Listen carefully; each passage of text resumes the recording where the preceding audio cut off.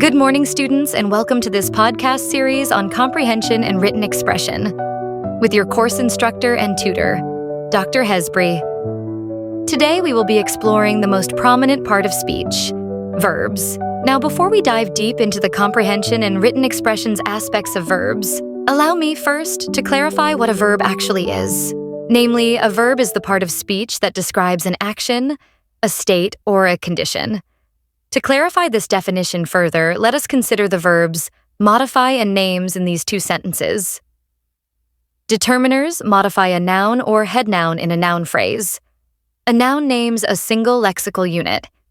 Here, both verbs describe actions, and this is due to the fact that each one of them brings a change of some sort to their objects. Conversely, a verb would describe a state if it asserts a fact by linking the complement to its subject, like the verb is in the following sentence.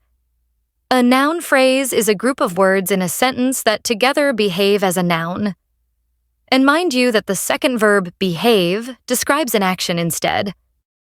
In similar usage, yet in different use, the verb is describes a condition in the sentence. The patient is in critical condition.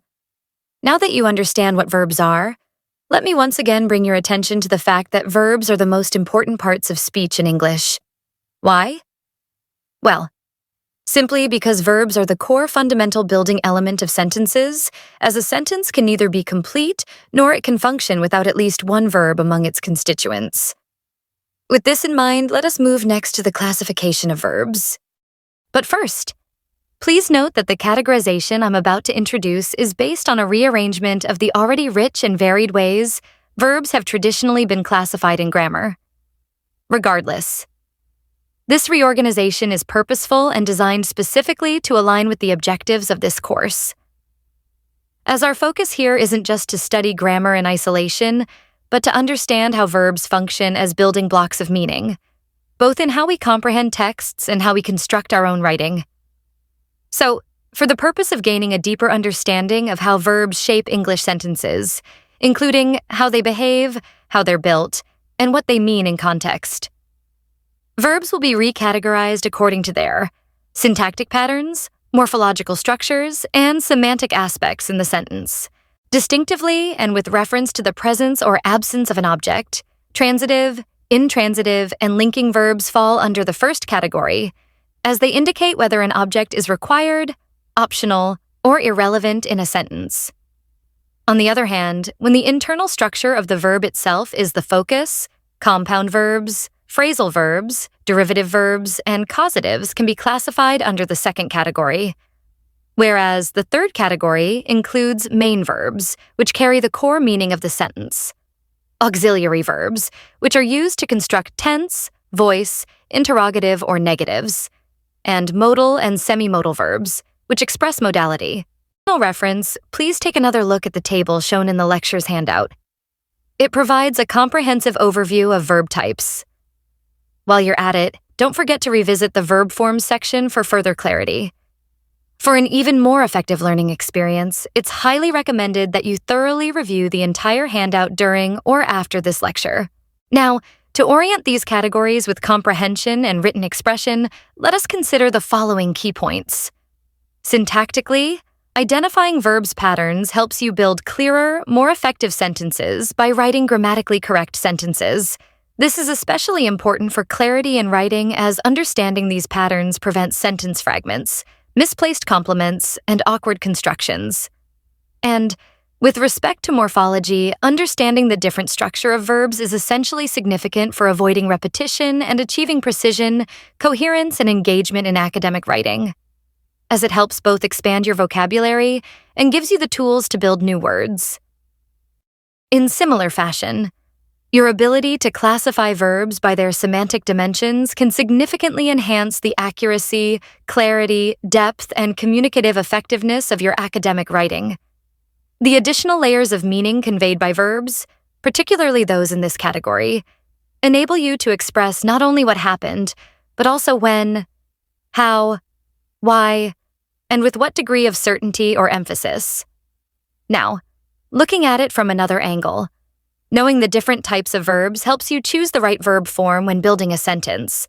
For instance, modal and semi-modal verbs, like can or have to, are followed by the base form of the verb. In contrast, participles are used after auxiliary verbs such as have and be. Sometimes you'll need to decide between using the ing form or the infinitive, depending on the structure. And let's not forget how causatives rely on correct use of irregular verbs. All these points are key to writing accurate and natural sentences.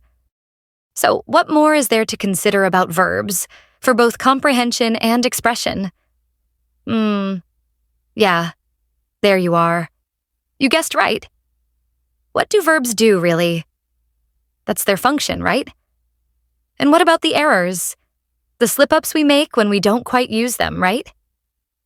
Well, that's exactly what we're looking at next.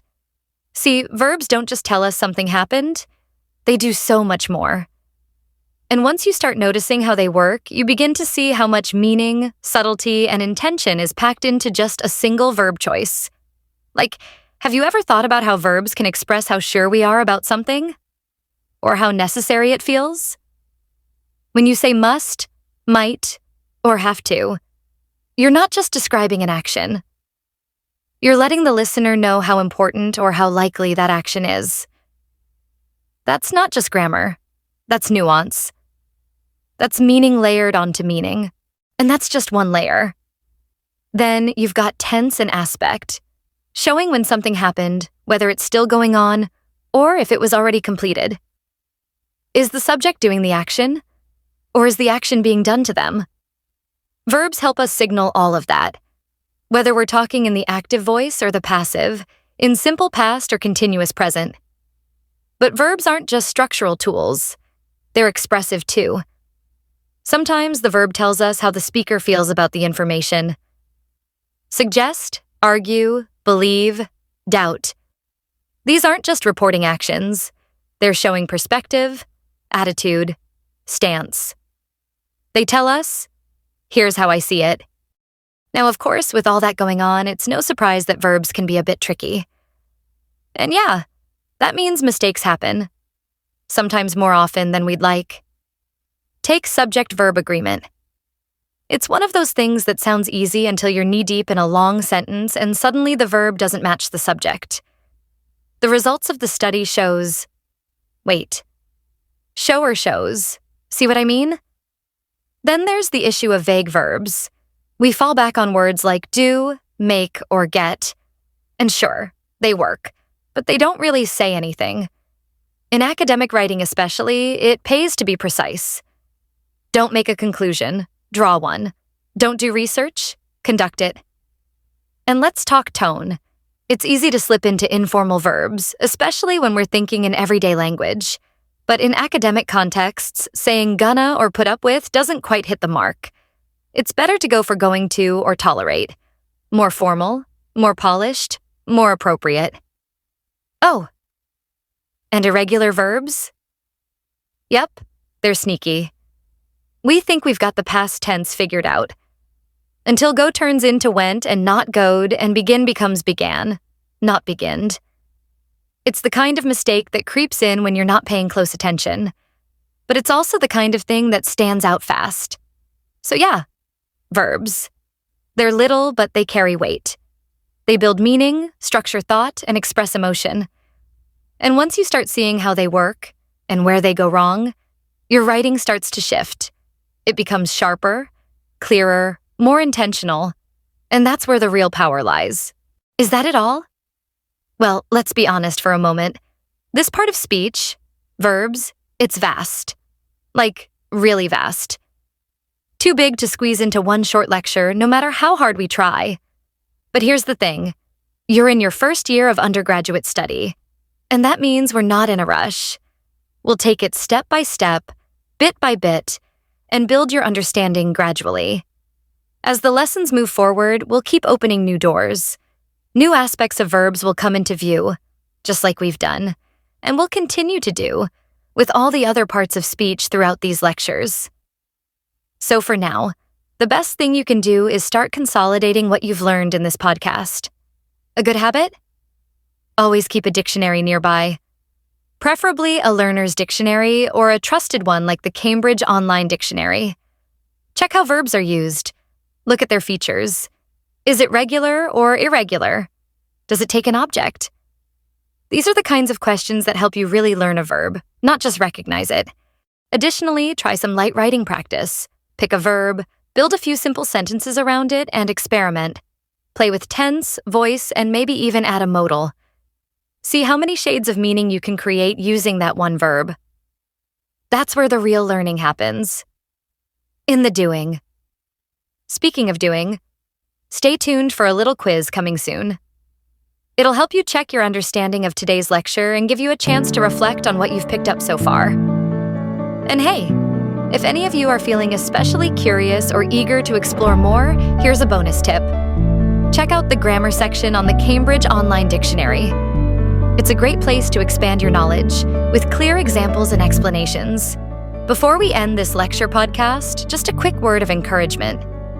If you're feeling unsure or like it's a lot to take in, that's okay. Language learning is a process. You're not expected to master it all overnight, but every bit of effort you put in adds up. You're doing the work.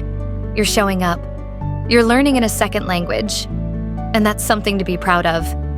Keep going, keep practicing, and keep believing in your ability to improve.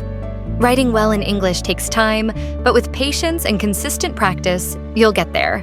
We're in this together, one step at a time. All right, that's all for now. Take care, keep learning, and see you next time. Goodbye.